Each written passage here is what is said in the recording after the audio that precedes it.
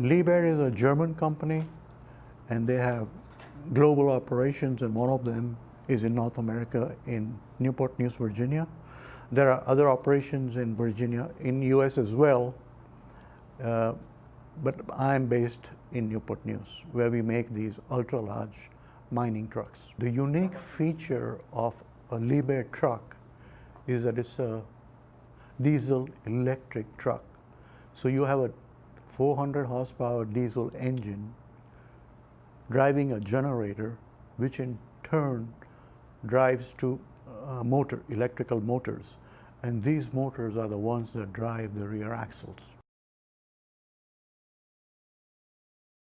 Most of the big components and subassemblies are analyzed using Ansys APDL and Workbench.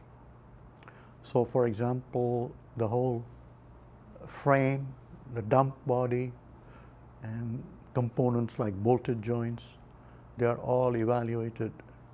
And we primarily use Ansys for advanced analysis, where we have need for nonlinear materials or nonlinear contacts. But it's primarily used for advanced analysis. When we are designing a new truck,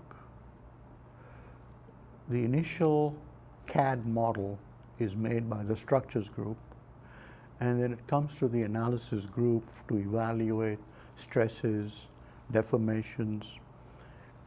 And one of the things we use Ansys is to create what is called flexible bodies.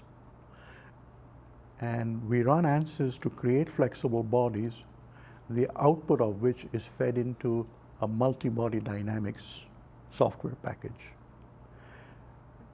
So the combination of Ansys and the multi-body dynamics gives you the loading into the truck.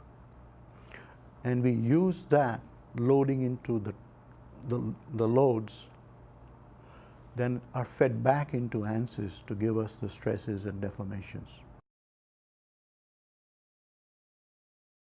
We have to be close to 100% sure that these trucks are going to operate without failures, and that is why it's an iterative cycle.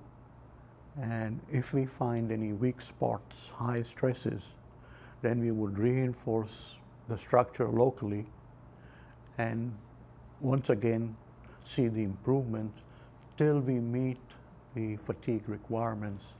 Now, one of the big things in our structures is welding. The truck is primarily made out of plates, thick plates, and they are welded all over the place. And we can't afford these welds to crack. So welding is very critical. And we use Ansys to determine the stresses in the structure and in the welds.